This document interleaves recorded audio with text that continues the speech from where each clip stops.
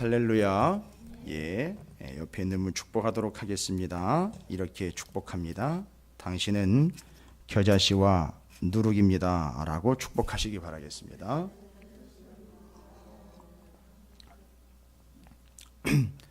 여러분,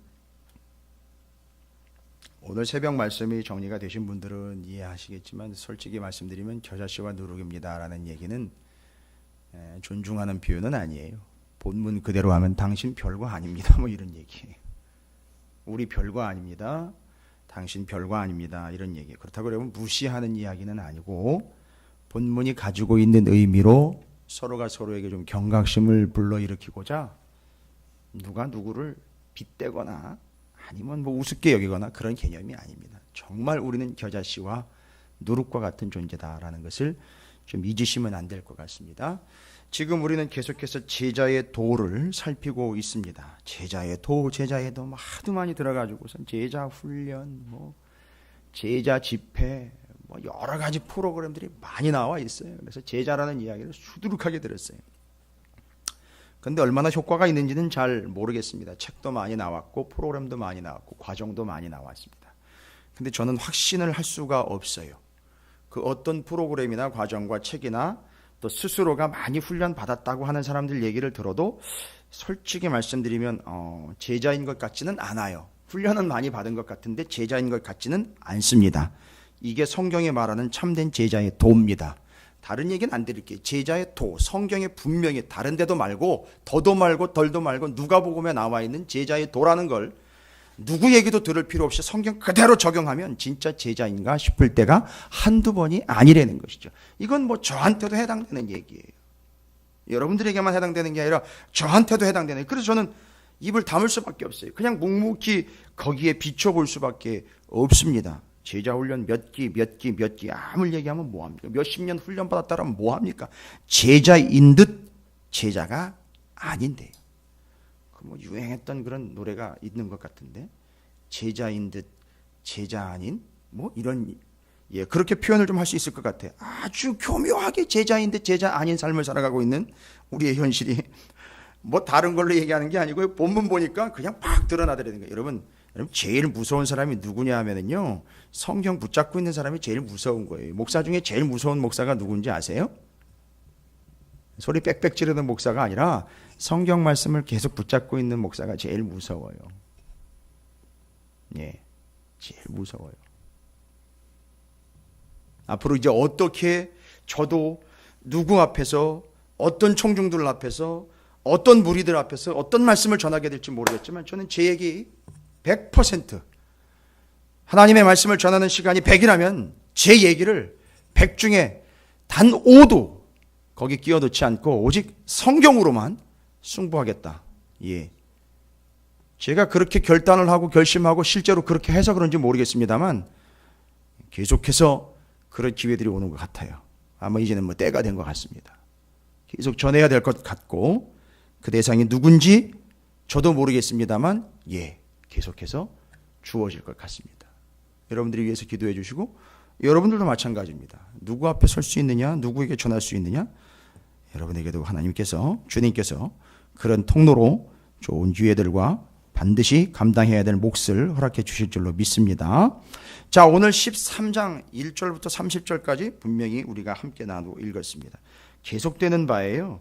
주님의 제자, 그 제자로서 가야 될 길이 무엇이냐 이야기합니다. 13장 1절부터 13장 1절부터 9절까지는 앞에 12장 54절부터 59절까지가 반드시 연결이 돼야 된다라는 얘기를 제가 드렸어요. 이거 분명한 얘기입니다. 앞에 있는 본문의 맨 마지막 본문과 13장 앞에 있는 9절까지의 본문이 정확하게, 왜냐하면 앞에 12장 54절부터 59절까지의 이야기했던 그 고발하는 자, 참 불쌍한 거죠. 조금만 삐끗하면 바로 고발자가 바로 따라붙습니다. 불쌍한 거예요. 심각한 겁니다. 그래서 빨리 화해해야 한다 그랬죠? 누구랑 화해합니까?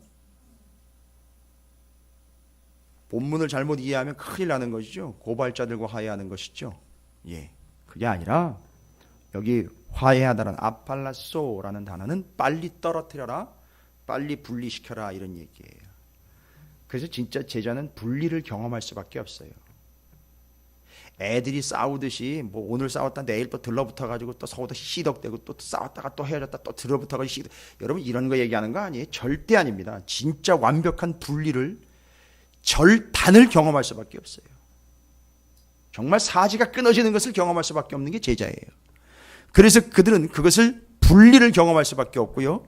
반드시 누구와의 화해를 통해서 고발자들을 떨어낼 수밖에 없느냐면 심판관 재판관이신 하나님과의 관계를 회복해야지만 화해해야지만 그 순간 떨어진다는 거예요. 그러니까 우리는 착각을 하고 있어요. 자꾸 뭐가 묻은 것을 먼저 씻어내야지 아니면 뭔가 붙은 것을 먼저 떨어내야지 관계가 회복되는 걸로 착각을 하는데 그게 아니라 하나님과 관계가 회복되면 그게 떨어져 나가게 돼 있다는 거예요. 그러니까 우리 순서를 자꾸 바꿔왔어요 지금까지. 그러니까 뭘 잘하려고 계속해서 아니다 잘했다라는 얘기만 자꾸 해요. 그게 아니라 죽는 한이 있더라도 무슨 일이 있더라도 하나님과 화해하는 자가 그들에게 고소 고발자들로 다가오는 모든 문제들과 공중권세를 잡은 자들과 악한 자들로부터 떨어질 수 있다라는 걸 분명히 하고 있습니다. 그래서 앞에 있는 12장 54절부터 59절까지의 말씀에서 길에서 빨리 화해해라. 누구랑 화해하는 거죠? 고발자와 화해하는 게 아니라 하나님과 화해하면 고발하려고 달려들었다가 어떻게 된다는 거죠? 떨어져 나간다는 얘기예요. 그럼 여기 주님과 화해한다라는 말은 간단하게 얘기 드릴게요. 주님과 화해한다라는 얘기는 뭐예요? 대통령이 되고 난 다음에 각 당의 당사들을 찾아가서 당정 책임자들과 함께 이야기를 나눠서 이제 잘해봅시다 라고 하는 그런 개념의 화해가 아니에요. 미안한 건 미안하고 잘해봅시다 이런 개념이 아닙니다. 하나님과 화해한다는 것은 일방적이에요. 무슨 얘기죠? 하나님 제가 죄인입니다 라고 인정하는 거죠. 누가복음 전체 제자란 누구냐? 두 가지로 정의했다 그랬어요. 회심과 버려두고 따라감이라 그랬습니다. 이 두 가지예요. 회심과 버려두고 따라감. 그런데 거기서 관계를 회복하는 유일한 방법은 하나님 앞에 회개하는 겁니다. 그걸 화해라는 표현을 썼어요. 회개하는 겁니다. 그런데 그걸 받습니다. 13장에서 그걸 이어받아요. 그러면서 13장 1절부터 5절까지와 6절부터 9절까지 두 가지의 이야기를 통해서 그 회개라는 게 어떤 의미인지를 설명해 주고 있어요. 무슨 얘기입니까? 13장 1절부터 5절까지 회개하지 않으면 망한다라는 얘기예요. 아주 명확한 사실입니다. 회개하지 않으면 망한다는 거예요. 여러분 표현이 참 극단적인 표현이에요. 다른 대체 표현이 없습니다. 망한다라는 것 외에는요. 뭐 하지 않으면은요? 회개하지 않으면 그 위에 12장에 나와 있는 단어로는 화해하지 않으면은요. 화해라는 건 우리가 어떤 제스처를 취한다고 되는 게 아니고 하나님 앞에 회개하여 그 이전 삶으로부터 완전히 돌이키는 걸 얘기하는 거예요. 그거 안 하면 망한다는 걸 얘기하는 겁니다. 어떻게 망한다고요? 거기 나와 있는 예 두 가지가 있어요. 13장 1절에 그때 마침 두어 사람이 와서 빌라도가 어떤 갈릴리 사람들의 피를 그들의 제물에 섞은 일로 예수께 하니 빌라도가 여러 명을 죽였습니다. 죽이고 그들의 피를 제물에다가 부어가지고 제사를 드린 일이 있었어요. 누가 봐도 이건 참 비참한 일이죠. 그런데 그게 누구 죄입니까? 라고 이게 죄를 자꾸 따졌어요. 뭘 잘못했길래? 그게 아니라 너희들도 뭐 하지 않으면 회개하지 않으면 그처럼 망한다. 그걸 봐라 이런 얘기예요. 무서운 얘기입니다. 아주 극단적인 얘기고 여기 그 당시의 사람들은 다 알고 있는 사건을 너희들도 회개하지 않으면 그 꼴 된다 이 얘기하는 거예요. 쉽게 얘기하면. 그 다음에 뒤에요. 실로암가에 망대가 무너져가지고 몇 명이죠? 18사람이 그 밑에 깔려서 죽은 사건이 있었어요. 이거 다 아는 사건입니다. 그 당시의 사람들이. 그럼 그 사람들은 죄를 더 많이 진 겁니까? 우리보다. 아주 여유 있고 교만스럽게 물어보는 것이죠. 왜냐하면 그 사람들은 그런 비참한 일을 이건 어떻게 그런 일을 당할 수 있나? 그러니까 그 인간은 참 죄를 많이 졌었나 보다. 이렇게 은근히 비교하면서 자기는 그들보다 조금 낫거나 나는 죄를 짓지 않았기 때문에 멀쩡하지. 여러분 이게 바리새인들이 그런 생각했죠. 나는 저 세리와 같지 않은 것을 감사합니다라고 아주 교만하게 내가 저 세리와 창기들과 저들 죄인들과 같이 않은 걸 감사합니다. 뭔 얘기입니까? 그 속에는 나는 그만한 대가를 치렀기 때문에 하나님이 나한테 이런 위치를 주셨다라고 살아가는 게 바리새인들이에요. 아주 교활하고 아주 패역하고 상종 못할 부류들인 거죠. 그런데 여기서 이야기할 때 그 의도가 담겨 있었습니다.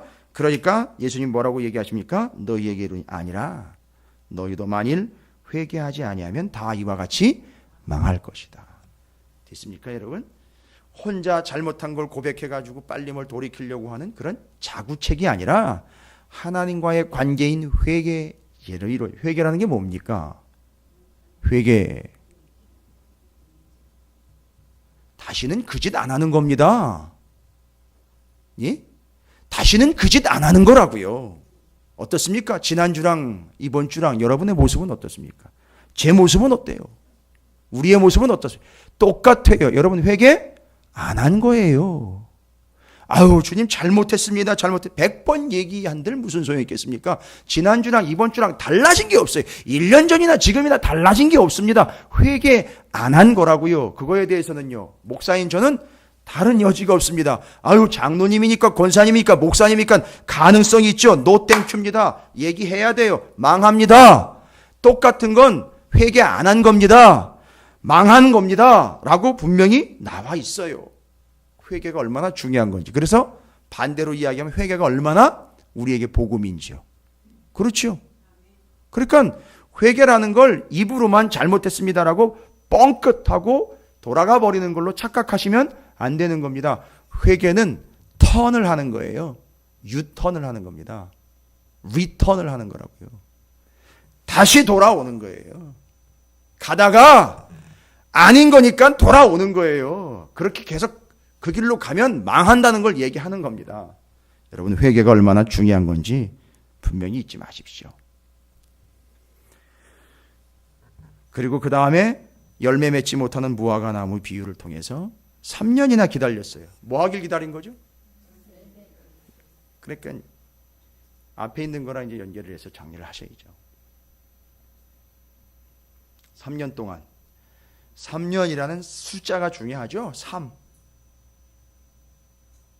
기다릴 만큼 기다렸다는 거예요. 딱 3년 기다리신다는 얘기 아니에요. 그럼 우리 다 죽었어요, 지금. 교회 다 무너졌습니다. 딱 3년으로 이야기하면. 우리 중에 누가 남아있을 사람이 있겠습니까? 3년이라는 얘기는요.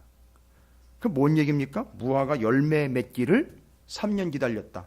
여러분, 다 따로따로 지금 이거를 다 찢어놔가지고 본문을요, 따로따로 이게 이해를 하는 바람에 자꾸 엉뚱한 생각들과 엉뚱한 소리를 자꾸 했어요.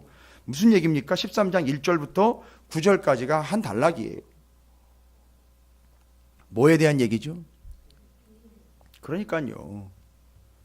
그러니까 무화과 열매 맺기를 주인이 3년 동안 정말 진짜로 기다릴 만큼 기다렸어요. 그렇죠? 그러니까 뭔 얘기입니까? 앞에 있는 걸랑 연결을 해서 정리하십시오. 하나님이 뭐 하셨다는 거죠?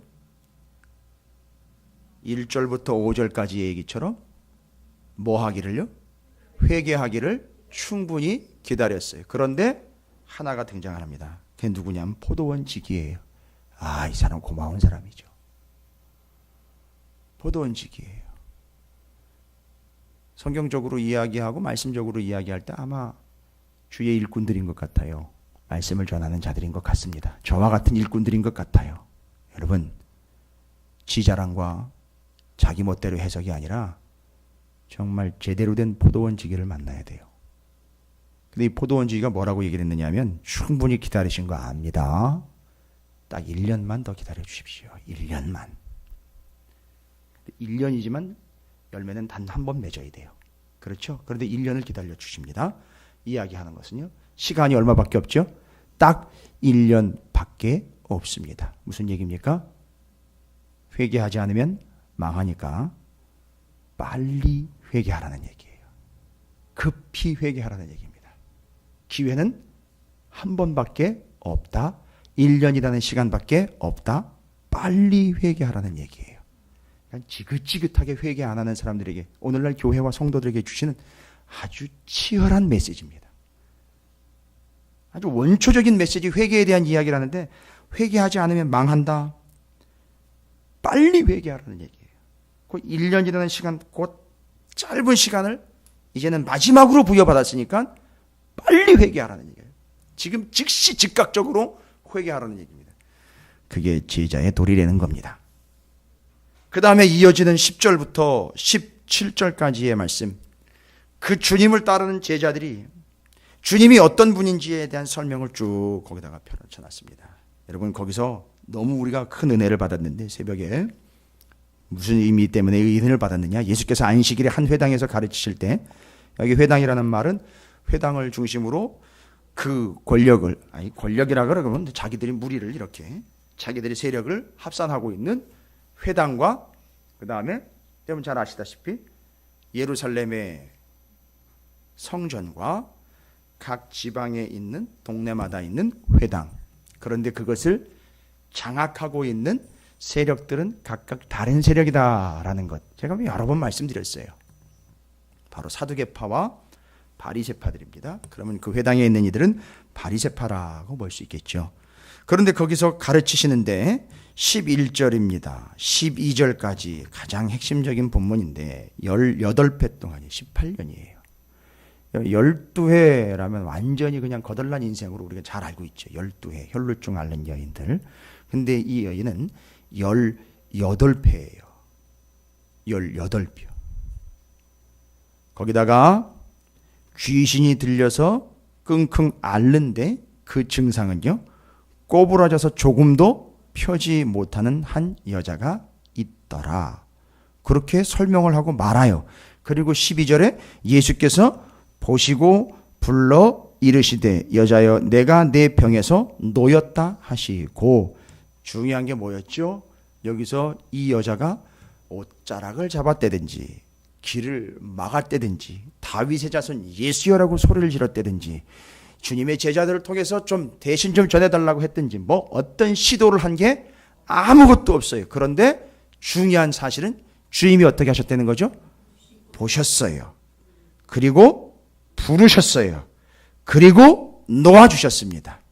여러분, 이게 제자입니다. 제자는 자기 것을 자랑하거나 자기 의를 드러낼 어떤 건덕지도 하나도 없습니다. 바로 뭐냐? 그냥 주님이 보셨어요. 그리고 그냥 부르셨어요. 그리고 놓아주셨습니다. 그렇습니다. 전적 은혜라는 걸 이야기하는 거예요. 그러니까 우리 중에 어느 누구도 자기의 의를, 자기가 제자된 것과 성도된 것과 오늘날 이렇게 신앙생활을 하고 있는 것에 대해서 자기 의를 계속해서 쌓아간다라면 그건 제자가 아닐 거예요. 여러분, 그 이후로 제가 새벽에도 질문을 드렸으면 이 여자가 여기 기록된 것은 바로 이 여성도 뭐가 된 거죠? 그렇죠. 앞서서 그 여인들 이야기를 계속 제가 드렸잖아요. 마르다, 마리아 이야기를 통해서도 여성들도 주님의 제자가 되었다는, 이 여인도 제자가 된 거예요. 단 한순간도 이 여인은 꼬부라져가지고 몸이 떨떨떨떨 뭉쳐지고 말려있는 상태에서 단 1분 1초도 펴본 적이 없어요. 그렇죠? 그런데 주님을 만나는 순간 그거 어떻게 됐죠? 쫙 펴졌어요. 진정한 쉼을 얻게 됐습니다. 진짜 쉴 수 있게 되었죠? 몇 년 만에죠? 18년 만에요. 주님은요? 주님은 우리에게 진짜 안식이 되어주시는 거죠. 두 가지예요. 주님의 전적인 은혜. 그래서 주님은 우리에게 무엇가 되신다? 은혜가 되신다. 우리에게는 어떤 이유와 근거도 없이 전적인 주님의 은혜로 제자가 됩니다. 두 번째로는요, 주님을 따르는 것이 우리에겐 진정한 안식이다라는 겁니다. 그래서 안식일 날 병 고치는 것을 타박하며 공격하는 회당장에게 한 예를 드는 게 15절입니다. 그래서 12절과 15절을 잘 연결하시면 똑같은 구조를 가지고 있다 그랬죠. 여인을 보시고 불러 놓아주셨습니다. 15절에는요, 외양간에 매여 있는 소나 나귀를 풀어서 끌고 가서 먹였어요. 그렇죠? 이 두 가지가 주님이 이끌고 가고 있고 데리고 가고 있는 제자들, 생명을 구원해내는 이들에 대한 특징을 이렇게 설명을 하고 있는 겁니다. 그래서 주님은 어떤 분이냐? 우리에게 영원한 은혜와 안식이 되어주신다. 그러니까 우리가 뭘 다른 걸 따라서는 안 된다는 거죠. 앞에 있는 것과 연결하면 반드시 그분과 뭐 해야 되는 거죠? 화해해야 되는 거죠. 반드시 그분을 따라야 되는 거예요. 왜요? 은혜요. 안식이니까요. 저는 여기까지만 이야기 드리겠어요. 사실이니까요. 주님은 은혜고 안식입니다. 주님과 화해해야 되는 거예요. 그 이유가 여기 고스란히 담겨 있습니다. 와우! 그게 주님을 따르는 자들의 본분, 주님이라는 분의 본질이에요. 그래서 주님과 제자와의 관계 더 깊어집니다. 18절부터 21절까지는요. 오늘 새벽 말씀인데 기가 막힌 말씀이에요. 이것도 또 자기 멋대로 지금까지 우리 수십 년을 자기 식대로 본문을 해석해왔어요. 수십 년 동안을 자기 식대로 해석해왔던 그릇된 방식 때문에 그렇습니다. 틀렸다, 잘못됐다, 그걸 넘어서 너무너무 죄송스러워요. 이 비유를 직접 말씀하신 예수님께 너무너무 죄송스러운 거예요. 짧은 4구절이지만 이 4구절 안에는 어마어마한 내용이 담겨 있습니다. 일단 겨자씨입니다. 겨자씨가 어디에 뿌려져 있느냐 하면 채소밭에 갔다가 사람이 그 채소밭 주인이 심었겠죠. 그 다음엔 뒤로 뭐 이야기가 나오죠? 누룩 이야기가 나옵니다. 그런데 제가 설명을 이미 드렸어요. 그러니까 이게 배경 설명이 없으면 이 이야기는 정말 산으로 가버리는 해석이 됩니다. 여러분, 겨자씨는요, 예수님 당시 성서시대 때는 겨자씨는요 어떻게 구할 수 있습니까? 제가 여러분에게 보여드리려고 겨자씨 직접 제가 가지고 있는 거 지금 가져왔어요. 제가 이따가 게시판에다가 이렇게 붙여놓을게요. 한번 구경이나 하셔요. 지금은 보기 참 쉽지 않은 그런 작물이 됐습니다만 성서시대 때 이 겨자는요, 봄 되면 여러분 우리 산에 들에 지천으로 피는 것들이 있죠. 그죠? 저는 뭐 나가보지 않아도 알아요. 제주도 가고 저쪽 남쪽 지방에 가면 노란 꽃, 유채꽃이 제가 목회했던 데도 조금만 나가면 차로 한 5분만 나가도 그 강변에 유채꽃 쫙 피어 있어요. 제주도라는 동네에 가면 그것도 노란색 꽃이 얼마나 이렇게 많은지 이렇게 쫙 피어 있습니다. 그것도 저것도 아니면요, 산을 보면 뻘겋게 피어 있는 진달래, 철쭉 같은 것들이 쫙 피어. 마치 이 당시의 유채는 그런 개념이었습니다. 그러니까 겨자씨를 얻거나 겨자가 필요하면은요, 그냥 나가서 훑으면 돼요. 그리고 이것은 나무가 아니에요. 원래 지금 이렇게 꽂아놓은 것처럼 풀이에요. 1년생 풀입니다. 1년 자라고 그냥 지는 거예요. 겨자 나무가 아니에요. 원래는 풀이에요. 근데 왜 나무라 그랬느냐? 이게 줄기가 있고 잎이 있고 꽃이 있으니까 이 자체로 줄기와 가지만 있어도 다 나무라고 얘기하는 거죠. 왜요? 물만 조금만 모여 있어도 이 사람들은 물 구경을 못하니까 바다라고 얘기를 했단 말이죠. 그런 개념인 거예요. 그러니까 이 겨자 나무도 몇 메타를 그렇게 높게 크는, 길게 커봐야 뭐 2m? 그러니까 끝까지 잎이 그냥 쭉쭉 뻗어 올라가면 뭐 그런 식이에요. 그리고 그냥 하나하나로 독립적으로 꽂혀져 있는 게 아니라 덤불처럼요, 숯불처럼 그렇게 군락을 형성하는 게 요 겨자 풀의 특징이에요. 그래서 이거 얻으려면은요, 어디로 가면 돼요? 그냥 나가면은요, 널려 있어요. 그래서 쭉 한번 손으로 훑으면 겨자씨 금방 얻습니다. 그런데 이걸 채소밭이에요. 채소밭이라는 건 뭐죠? 채소를 심으려고 따로 마련해 놓은 장소입니다. 조성을 따로 한 거예요. 공간을 따로 만든 거죠. 경작했겠지요. 잘 만들었겠지요. 구분을 했겠지요. 담도 쌓았겠죠. 그런데 아니, 나가면 그냥 지천으로 널려있는 그 겨자씨를 자기가 채소 심어가지고 먹고 그걸 구분해가지고 먹고 심어서 구분하려고 하는 채소밭에다 갖다 그 씨를 심어놨다는 거예요. 이런 멍청한 일이 어디 있습니까? 그런데 주님이 우리를 그렇게 했다는 거예요. 그래서 제가 새벽에도 분명히 얘기를 해요. 밖에 나가보면 우리만큼 잘하는 사람들 수두룩해요. 우리만큼 열심히 하는 사람들 수두룩합니다.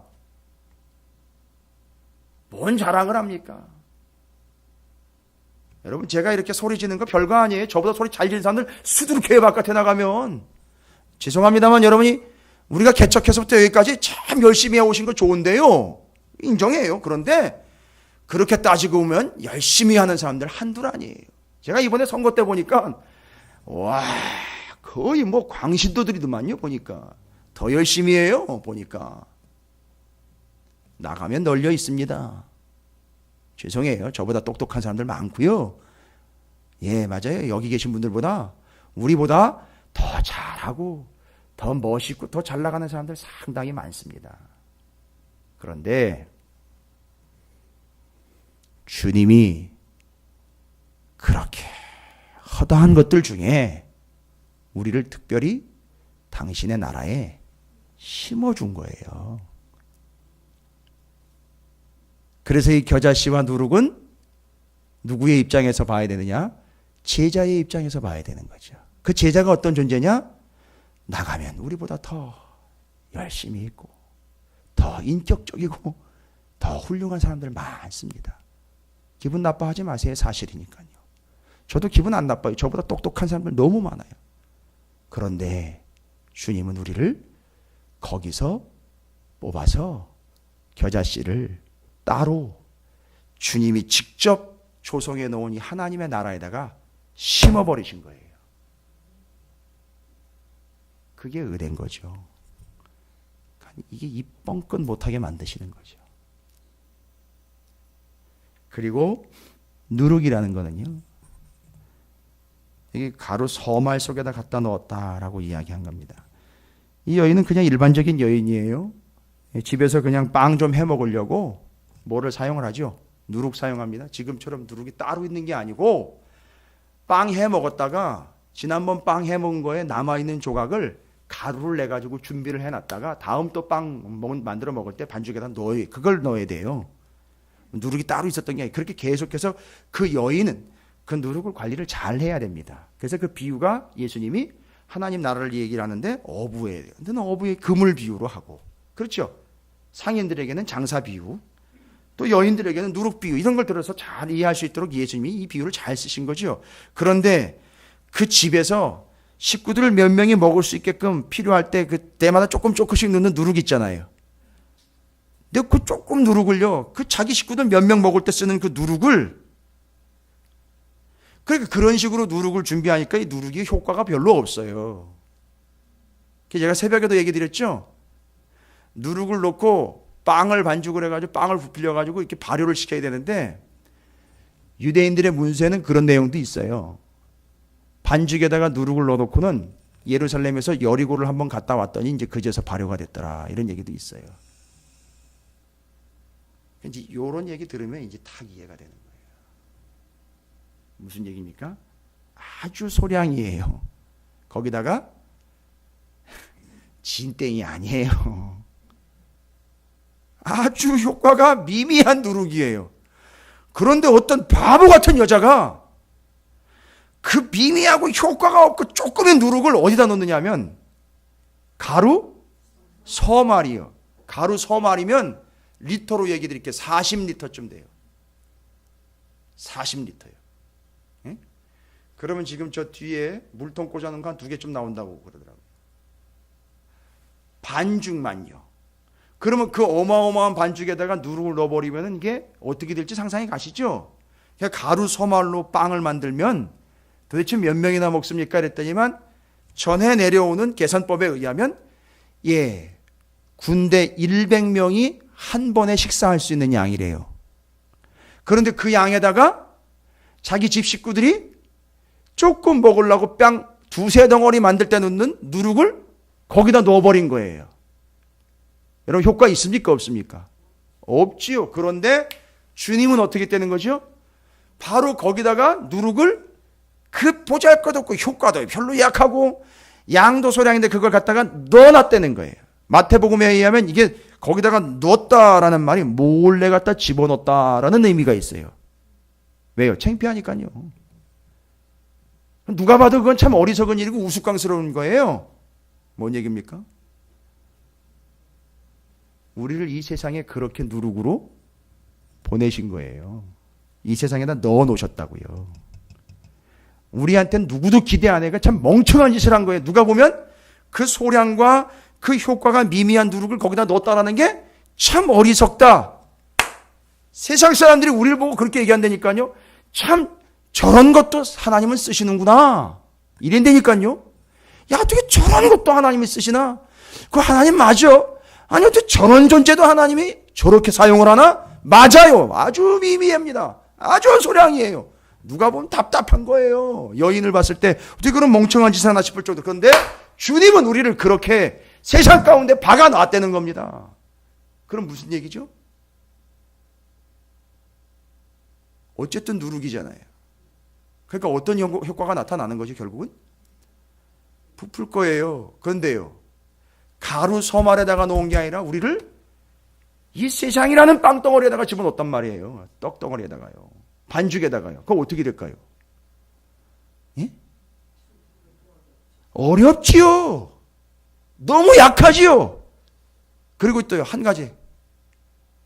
제일 문제가 뭐예요? 맞아요, 집사님. 빙고. 시간이 너무 걸려요. 빵에다 넣어놓고 비행기 타고 워싱턴을 갔다 와도 부풀지가 않아요. 와. 그런데 주님은 기다려 주신다는 거예요. 우리가 바로 그런 존재예요. 아, 제자란. 제자란 그렇게 겨자씨와 누룩으로 부름받은 귀한 존재라는 거죠. 뭐가 귀한 겁니까? 귀하게 여겨주신 그분 때문에 귀한 거지. 우리 스스로를 보면 흔한 겁니다. 참 미미하고 작아요. 참 우리가 뭔가 대인 것처럼 대단스럽게 유별을 떨고 신앙생활 조금 한 거 그거 가지고선 교회 안에서 서로 네가 오르네 내가 오르네 키가 작고 크고 높고 낮은 걸 자꾸 따지면서 저울질하는 거 보면 정말 기도 안 찹니다. 여러분 이 본문 18절부터 21절까지만 제대로 이해해도 어디 우리가 겨자씨 주제에 어디 우리가 그 미미한 누룩 주제에 감히 그걸 뿌려주시고 심어주신 주님 앞에서 하나님 나라에서 뭐라 이야기합니까? 뭐라고 이야기합니까? 지가 성경을 알면 얼마나 알겠어요? 제 얘기입니다. 본인이 잘하면 얼마나 잘하겠습니까? 제 얘기예요. 제가 어디 가서 뭐 한다는 얘기 안 해요. 절대 안 합니다. 그냥 입 꾹 다물고 있어요. 자랑도 안 해요. 그냥 입 꾹 다물고 있어요. 우리끼리 얘기니까 여러분 다 아니까 제가 그냥 여러분 이해하시고 말씀을 그냥 드리는 거지. 제가 어디 가서 누구 만나 얘기 안 합니다. 내가 뭐 이런 거 해 저런 거 해 절대 얘기 안 해요. 정말 창피한 거죠. 작은 건데 미미한 건데 그냥 하나님이 그냥 훑어가지고 주님의 나라에 그냥 심어주신 건데요. 그런데 심어주셨다는 거예요. 문제는요. 심어주셨기 때문에 자랄 수 있는 거예요. 반죽에다가 넣어주셨기 때문에 부풀 수 있는 거예요. 변화시킬 수 있는 겁니다. 그게 제자입니다. 그래서 성숙과 변화. 됐습니까? 제자 이야기할 때 겨자씨, 그 다음에 누룩 이야기할 성숙과 변화. 이거예요. 여러분 18절부터 21절을 진심으로 주님의 본심으로 깨닫는다면 그 사람은 성숙할 뿐만 아니라 변화되고 변화시키는 자가 된다는 거예요. 이게 본심인 거예요. 이걸 이해하면 우리 주변에는 내가 어떻게 됨이 아니라 심으신 그분 때문에 그런 역사가 나타난다는 거죠. 우리는 그렇게 심겼고 넣어둔 바 된 겨자씨와 누룩과 같은 존재, 곧 주님의 제자라는 사실입니다. 입을 다물 수밖에 없죠. 그리고 오늘 보면 22절부터 30절까지 좁은 문으로 들어가기를 힘써라 라는 겁니다. 그러니까 무슨 얘기입니까? 자꾸 자기 의지와 자기 의견과 자기 판단으로 가지 말고 제자가 가야 될 길은 좁은 길이라는 거예요. 좁은 문을 찾으라는 거죠. 여러분 중요한 거는요. 문이 작은 게 좁은 문이 아니에요. 성경이 본문이 이야기하고 있는 좁은 문의 의미를 잘 이해를 하셔야 됩니다. 왜 문이 좁은 문이 되어버렸는지. 남의 얘기가 아니라 내 얘기입니다. 지금 큰 문 앞에 화려한 대문짝 앞에 서가지고 난리가 났어요. 지금 자기가 글로 지금 통과하고 있다고 뻐기면서, 내가 이렇게 신앙생활을 해왔고 내가 이 정도 위치에 뻐기면서 그 큰 문 앞에서 난리가 났습니다. 그런데 주님의 제자들은 그 좁은 문으로 들어가야 되는 거죠. 왜 그들에게는 좁은 문이 되어버렸을까요? 그 좁은 문은 나쁜 문이 아니라 통과하기가 쉽지 않다는 거죠. 맞습니다. 그 문은 반드시 통과해야 되는데 그 사람한테는 절대 큰 문이 아닌 정말 좁은 문이 너무너무 힘들어요. 들어가기가 힘들다는 거죠. 그 얘기하는 거예요. 그 왜 그렇게 그들에게는 좁은 문이 됐을까요? 오늘 본문이 두 가지를 이야기합니다. 제발이지 여러분, 여러분의 시야가 좁아지거나 여러분이 그 좁은 문으로 인하여 들어갈 수 있을지 없을지를 염려하고 걱정해야 되는 존재가 안 됐으면 좋겠어요. 그런데 우리는 주님이 부르셨을 때 그 좁은 문으로 그냥 통과하는 자가 되었다라는 이야기를 합니다. 통과하는 자가 되어야 한다라는 얘기를 해요. 자, 오늘 좁은 문으로 들어가기를 힘쓰라라고 이야기하는 그 넓은 문짝을 붙들고 살아갔던 그들에게는 너무너무 고달픈 인생이 되어버리는, 좁은 문으로 절대 통과하지 않으려고 하고 못하게 된 인생. 왜일까요? 예수께서 각 성 각 마을로 나뉘사 가르치시며 예루살렘으로 여행하시더니 어떤 사람이 여짜오되 주여 구원을 받은 자가 적으니이까. 그들에게 이르시되 좁은 문으로 들어가기를 힘쓰라. 내가 너희에게 이르노니 들어가기를 구하여도 못하는 자가 많으니라. 여러분, 좁은 문은 나쁜 문이 아니에요. 왜 좁은 문이 되어버렸는지, 일반적으로 큰 문으로 가는 사람들은 어떤 삶을 사는지가 이제 비교가 되는 거죠. 뒤에 나와 있습니다. 집주인이 일어나 문을 한번 닫은 후에 너희가 밖에 서서 문을 두드리며 주여 열어주소서 하면 그가 대답하여 이르되 나는 너희가 어디에서 온 자인지 알지 못하노라 하리니. 여러분, 그 문이 갑자기 문이 좁아졌어요? 그 집 문은 원래 그 사이즈 그대로예요. 그런데 밖에서 두드리면서 열어달라고 하는데 못 들어가는 그들한테는 뭐가 돼버린 거죠? 진짜 좁은 문이 돼버렸어요. 정말 그 사람들한테 들어갈 수 없는 문이 돼버렸습니다. 그러나 이미 들어간 사람들은요, 아무리 좁더라도 이미 들어간 사람이 됐어요. 그러면 왜 정말 그들은 들어갈 수 없는 존재가 됐을까요? 거기 설명을 합니다. 26절에 그때에 너희가 말하되 우리는 주 앞에서 먹고 마셨으며 주는 또한 우리를 길거리에서 가르치셨나이다 하나, 또 대답이 돌아와요. 그가 너희에게 말하여 이르되 나는 너희가 어디에서 왔는지 알지 못하노라. 행악하는 모든 자들아 나를 떠나가라 하리라. 오호, 잘 보십시오. 여기 행악하는 자들이라고 나와 있습니다. 그래서 이 사람들은 무슨 행악을 한 겁니까? 심각한 죄와 악을 저질렀다라고 나와 있어요. 지금 바깥에서 문 열어달라고 두들기고 있는 이 사람들은요, 예? 아주 심각한 악을 저질렀답니다. 아니, 뭔 악입니까? 그게, 이 사람들도 어디로 들어가야 되는 거는? 어디 문으로 통과해야 되는 건지는 알고 있지요. 지금 자기가 어디로 들어가야 되는 건지도 알고 있지요. 여러분, 이거 중요한 겁니다. 늦게 왔으나 어디로 가야 되고 내가 나중에 결국 들어갈 곳이 어딘지 다 모르는 게 아니에요. 모르는 게 아니라고요. 다 알고 있다고요. 자기가 어떻게 해야 되는지 알고 있고 내가 어디로 가야 되는지도 다 알고 있어요. 내가 어디로 가야 들어가서 잔치집에 들어갈 수 있는지 다 안다고요. 죄송해요. 아는 거 그거 중요한 거 아니거든요. 여기 바깥에서 지금 막 벌벌 떨면서 막 열어달라고 두들기고 있는데 다 알아요. 다 압니다. 다 알아요. 어디로 가야 되고 어디가 자기가 들어가야 될 집인지도 다 압니다. 그런데 그들을 보고 주인은 뭐라고 얘기했다? 이 행악자들아, 아주 사악한 인간들아, 이렇게 얘기를 하는 거예요.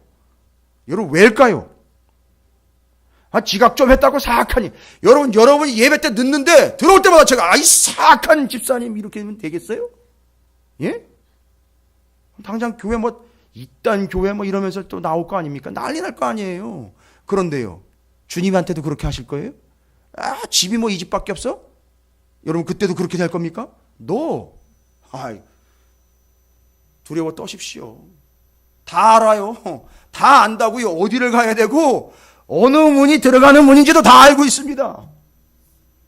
그런데 그걸 보고 나중에 와가지고선 두들기고 있는데 이 행악자들아, 사악한 자들아, 나를 떠나가라, 이렇게까지 얘기를 하세요. 이게 뭐가 악한 겁니까, 이 사람들 도대체? 예? 뭐가 악한 겁니까? 요게 지금 이제 포인트인 거예요. 행악자들아. 문을 2번만 두드려야 되는데 계속 두드렸어요, 시끄럽게. 그러니까 기분 나빠가지고 악한 자들이라고 얘기한 겁니까? 적어도 문을 좀 열어달라 그러면 뭐 통황사랑 같은 거 좀 가져와가지고 제가 이런 거 좀 가져왔으니까 좀 열어주세요 뭐 이렇게 부탁을 하고 청탁을 좀 해야 되는 거 아닙니까? 그래서 악한 자들입니까? 그걸 안 하기 때문에? 자, 중요한 얘기, 아주 중요한, 진짜 중요한 얘기예요. 우리들 대부분이 여기에 해당할 수도 있고, 오늘날 교회가 지금 아니라고 말 못할 심각한 문제 가운데 봉착되어 있는 게 이거예요. 성도들과 함께. 무슨 얘기입니까? 다 알아요. 어떻게 해야 되고, 어디로 가야 되고, 어디가 구원이 있고, 어디로 들어가야 내가 산다는 건 다 아는데, 잘 먹고, 잘 지내고, 좋은 때는 자기 실컷, 자기 실속 다 챙기다가, 누릴 것 다 누리다가, 이제 늦게 찾아온 거예요. 자기가 다른 데서 말하자면 어디서요? 넓은 문 주변에서 실큰 그 문을 날락거리다가 다 안다고요. 어디를 가야 진짜 사는 건지 아는데도 자기의 귀중했던 것, 죄송합니다. 쉽게 설명드릴게요. 돈 있을 때, 건강 있을 때, 시간 있을 때 잔뜩 엉뚱한 짓 다 하다가 교회는 다니고 있으니까 그래도요. 누릴 것 다 누리고 할 것 다 하다가 자기 승질 다 부리고 자기 할 것 다 하다가 이제 때가 되어서 가봤는데 문제는 뭐예요?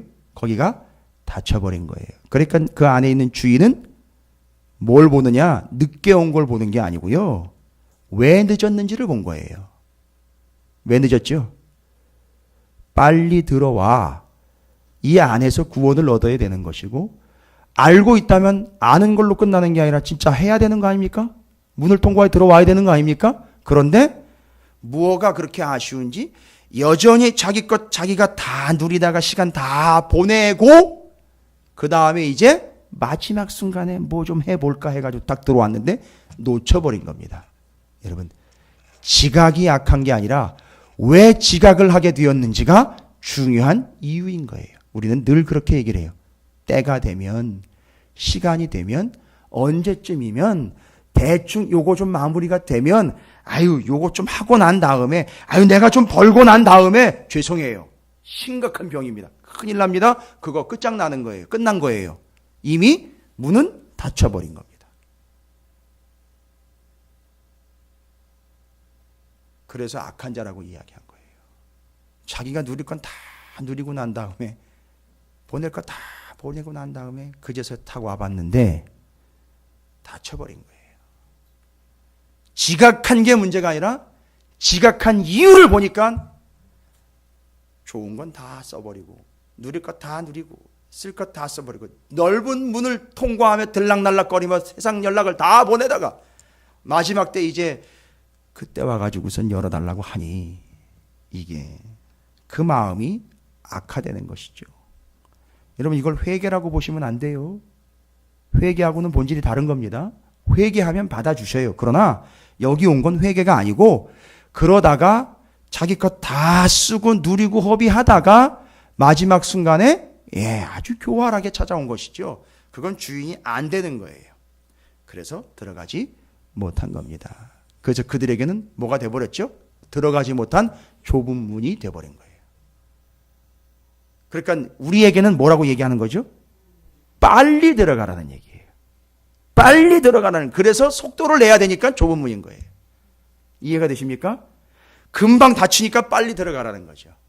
아주 교활하게 이것도 저것도 다 해보고 그 다음에 죄송해요. 쉽게 얘기 드릴게요. 선택의 문제가 자꾸 놓여요. 교회냐 이거냐. 여러분, 뭐 어쩔 수 없어요. 그거 선택의 문제는 우리에게 계속 다가옵니다. 주님의 일이냐 이거냐 선택의 문제가 계속 온다고요. 더 이상은 말씀드리지 않겠습니다. 그걸 지금 우리가 훈련하고 있고요. 경험을 하고 있는 거예요. 실제로 이 삶에서. 그래서 악한 자들아 내가 너희를 도무지 모른다. 나에게서 떠나가라. 라고 해서 문이 탁 닫혀버린 겁니다. 그 다음에 왜 여기가 좁아 터져서 들어갈 수 없게 돼버렸느냐. 그 다음 얘기예요. 너희가 28절에 보십시오. 아브라함과 이삭과 야곱과 모든 선지자는 하나님 나라에 있고. 자, 그러면 앞에 있는 비유로 하면 문이 닫혀버린 그 집 안에 누가 들어와 있죠 지금? 아브라함, 이삭, 야곱, 그 다음에요 모든 선지자들이 거기 들어와 있어요. 그렇죠? 그리고 바깥에서 문 열어달라고 막 두들기고 있는 사람들은 그들과는 반대로 바깥에서 지금 열어달라고 난리가 났는데 안에를 보니까 그 안에 아브라함, 이삭, 야곱, 그 다음에 하나님의 모든 선지자라는 거예요. 모든 선지자요. 그럼 뭐 성경에 나와 있는 엘리야, 엘리사, 호세야, 아모스, 요나, 이사야, 미가, 하박국, 스바냐, 나움 다 들어가 있는 거예요. 싹 다 들어가 있어요. 뭔 얘기일까요? 이 사람들이 못 들어간 이유, 좁은 문인 이유. 좁은 문으로 들어가야 되는데 넓은 문으로 갔던 것 기억나십니까? 그 선지자들이 뭐라고 얘기했습니까? 다른 얘기할 거 없습니다. 예레미야와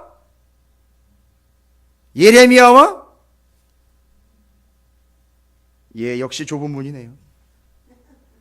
예레미야와 하나냐 70년 2년 얘기했는데 와 하면서 몰려간 게 하나냐 2년이에요. 넓은 문으로 들어가 버린 거예요. 그러니까 선지자들은 다 들어가 버렸는데 와 하면서 2년 동안 그렇게 2년이면 끝난다라고 그렇게 듣기 좋은 걸로 사바사바해 가면서 그렇게 기분을 긁어주면서 좋은 얘기들 해주면서 비유를 맞춰주면서 했던 그들, 바로 그들을 따랐던 넓은 문으로 갔던 그들은 지금 바깥에서 슬피 울며 이를 갈고 있는데 그 안에 선지자들은 들어가 있는 거예요.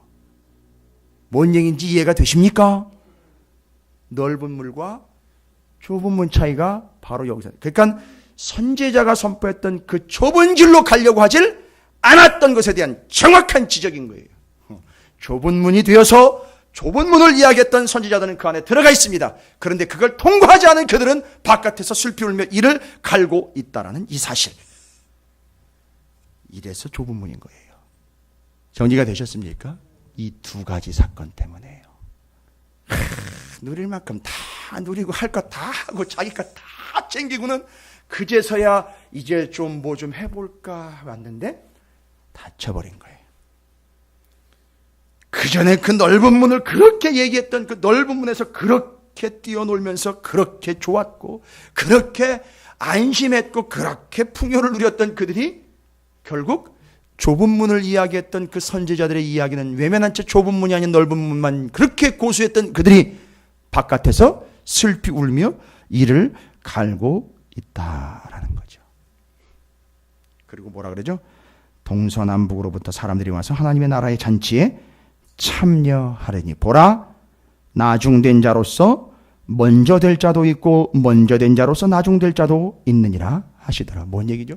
순서가 뒤죽박죽돼 버렸죠. 그러니까 앞에 있는 내용으로 이야기하면 순서의 문제가 아니라 민첩성의 문제죠. 신속성의 문제, 그 다음에는요 순종의 문제라는 거죠. 예, 바로 그겁니다. 그래서 이 본문은 제자도에서 가장 핵심적인 두 가지를 이야기해 줬어요. 뒤에 나와 있는 거죠. 빨리 서둘러라. 제발 인간적이고 개인적인 생각에 자기 것 자기가 다 챙겨보고 누릴 건 누리고 난 다음에 계산 속으로 들어가려고 하지 말고 지금 당장 늦기 전에 빨리 들어와라. 두 번째는요.